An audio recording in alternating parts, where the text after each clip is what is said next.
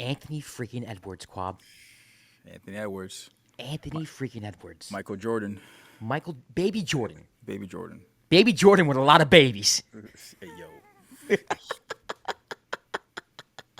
Let's get to the box score. The T-Wolves beat the Grizzlies 141-125. Anthony Edwards is not human. He had 44 points. Julius Randle 31-10. Gobert 13-8. Ja had 36. Desmond Bane 28. He had 6 threes in the first half. Did not have a 3 in the second. Jaren Jackson with 23 points. But most importantly, both of these teams are 47 and 33, tied with the Golden State Warriors in the standings. It goes the Warriors are 6th. The Grizzlies are 7th. And the T-Wolves are 8, so that means the Warriors control their destiny. We'll talk about that in a second. But first, game recap. First half, nobody could stop anybody. The Grizzlies were on fire from 3. 13 of 19, 68.4%. Desmond Bane, like I said before, he had 6 threes. Anthony Edwards had 26 points in the first half. It just seemed like no matter what anyone did defensively, it just didn't matter. The Grizzlies could not guard the pick and roll. Zach Edey does not. He can't guard anybody in the perimeter, and they were just taking advantage of that over and over again. Had nobody to stay in front of Julius Randle, had nobody to stay in front of Anthony Edwards. Both teams were kind of turning the ball over, a little sloppy there, and the Grizzlies, for crying out loud, Desmond Bane was just hitting everything. Ja was hitting everything. Aldama got into the mix with open threes. Just no defense whatsoever and fantastic shooting. But everything changed in the third quarter when the Wolves won 52-25 and shot 17 of 20. Holy crap. How do you shoot 17 of 20? Most points in franchise history in a quarter of 52. And an adjustment that I noticed the T-Wolves made on defense was that they, once Ja or anyone got into the paint, they were not helping on the three-point line. They were just giving them the paint. Ja had a couple silly turnovers trying to jump pass. And that was the difference. The third quarter was a difference. They just did not miss. They adjusted a little bit defensively. That was it. That was the game. Went on a 17 and 0 run, I think. Yeah. 17 and 0 run they did during the third quarter. So that was crazy. The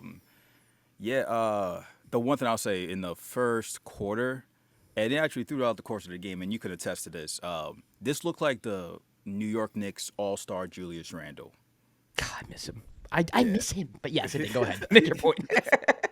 Before you go to the Knicks, right? Just looked like the New York Knicks Julius Randle in terms of, especially in the first quarter, where he was like driving the lane and kicking out and finding players. Like what we talk about the point Julius, making a lot of like smart, good plays for the team, and even hitting tough shots. Like you end up closing out the game when it looked like the Grizzlies were kind of making that comeback, and you kind of got a little bit worried for the Timberwolves if they were going to have a repeat from the last game. But like great game by Anthony Edwards.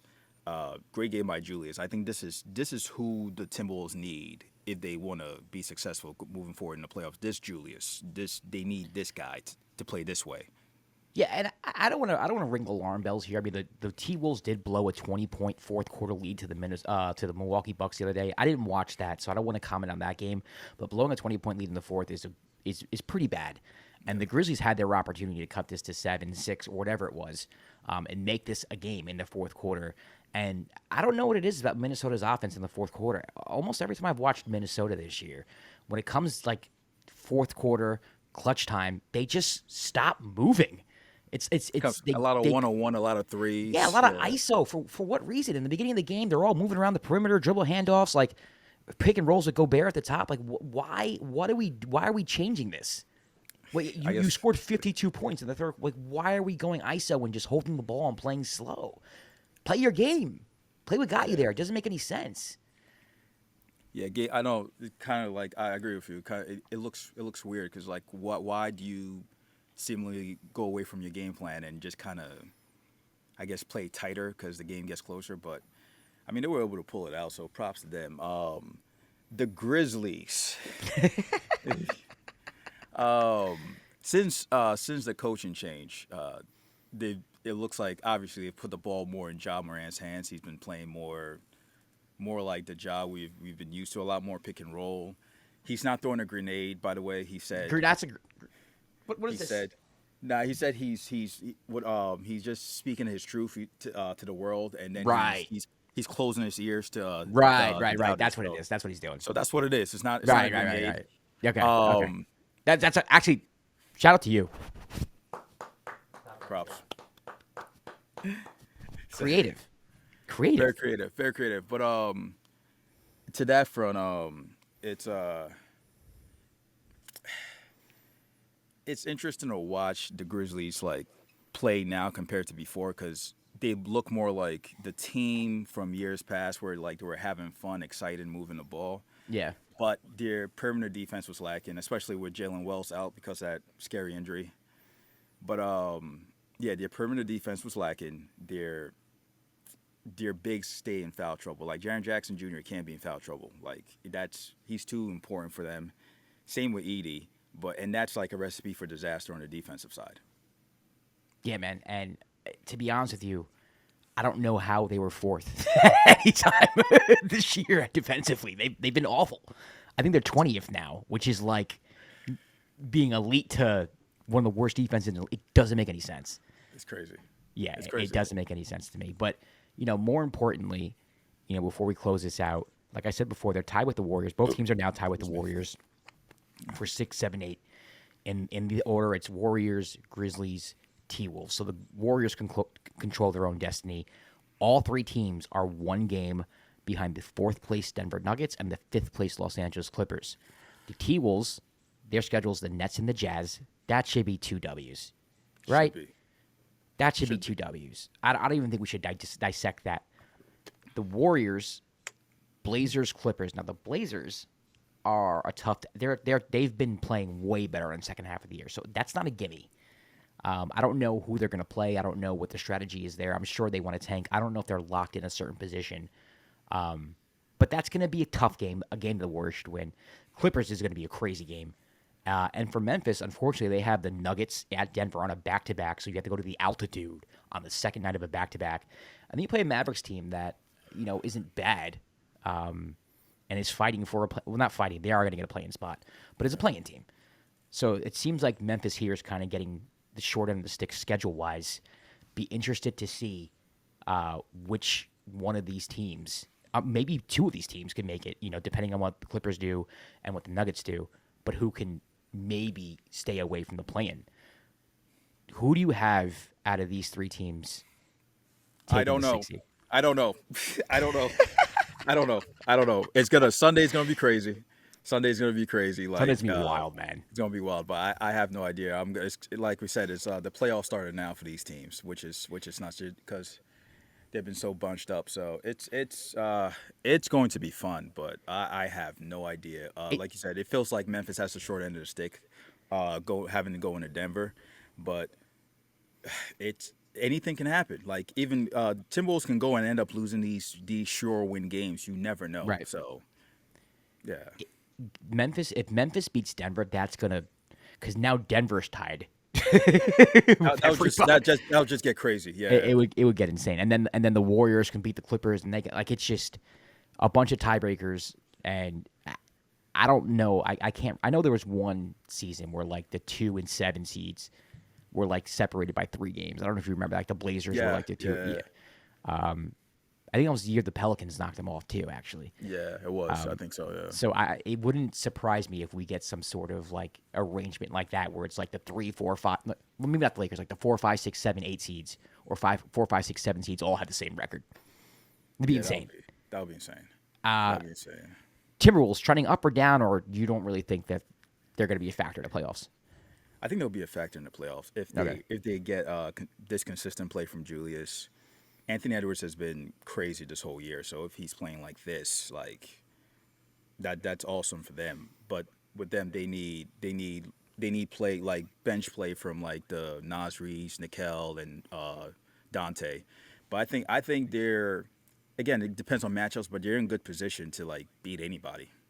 What about you? What do you think? I don't know how I feel with the T-Wolves. I mean, I liked them so much last year because their identity was like, we're going to beat the out of you defensively. Like, no one's tougher than us.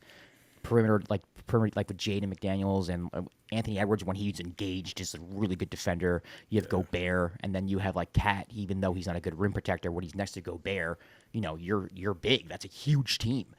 And they've lost some of that defensive identity this year, even though they're not bad defensively. Last year they were just elite. And then you had Anthony Edwards. So I think they're a better offensive team, especially now going forward, where it seems like Julius is getting more comfortable. And then I know what Dante can do. Dante hasn't really been the Dante he was last year in New York, but that could click at any moment. I mean, Rudy even is contributing on the offensive end. They found a way to make Rudy Gobert contribute. Like, it's not just putbacks with Rudy. They're using him in pick and roll situations, and they're not afraid to look for him. Which, shout out to Rudy. So for me, it's very interesting because these are two separate Timberwolves teams over the past 2 years. I like last year's team a little better. Same. Before, Same. like, the West can be had. I don't think there are a lot of great teams in the West. Like, you have the Lakers who are still trying to figure themselves out. The Warriors who have been phenomenal since they got Jimmy Butler, but they're still a relatively new team. The Rockets who are offensively challenged. The Nuggets who the whole freaking organization just freaking quit on them. And a Clippers team where I think they're really good, but like you always say, they're an alley-oop away from Kawhi Leonard being out for the rest of the playoffs. So, I mean, we did a for real Fugazi segment. We didn't include the Minnesota Timberwolves. I think I would have said Fugazi, but timidly. But yeah, I mean, if you're going to have a conversation about the Western Conference, they have to be included at least about like maybe, you know? Yeah, definitely do. It's like you said, it's weird. I think when the matchups are set, we'll have a clearer view of who we think is going to be able to do what. But with the Timberwolves, you look at the talent they still have on the roster. You're like, they should still be a factor when it come playoff time, especially when they lock in defensively, because they still have defensive pieces who are elite. Even though I know the answer to this, how do you feel about the Grizzlies moving on in the First round playoffs? exit. First round exit. That's tough. It's tough, but it's the truth, dude. Like I just don't. I don't trust them defensively anymore. I think they're awful defensively. They can't guard anybody, and their offense isn't really dynamic enough for me to believe that they're going to beat a team in the Western Conference 4 out of 7 times. Gotcha. Yeah, and that's the thing about basketball. It's not like football. Football, you can go into like someone's house, beat them once, and then you move on. You know. Yeah. And the Grizzlies on any night can beat anybody. They've been a good team all year. But if you're asking me if they're going to beat a team 4 out of 7 times with the defense that they play, no, you're not. You're not. And they've significantly regressed, and also fired their coach. So it's like there's just no reason. There are other teams that are trending too upward for me to believe that the Grizzlies can keep up with them or ascend with them. I agree with that. Yeah. All right, well, the T-Wolves beat the Grizzlies 141-125. We are almost at the end of the season, ladies and gentlemen, so stay tuned for that. We are putting together series previews. We're going to get guests for each team. I've reached out to a couple of writers for teams and podcasters for teams, so look forward to that. Till then, we'll see you next time for an episode of Dime. Peace.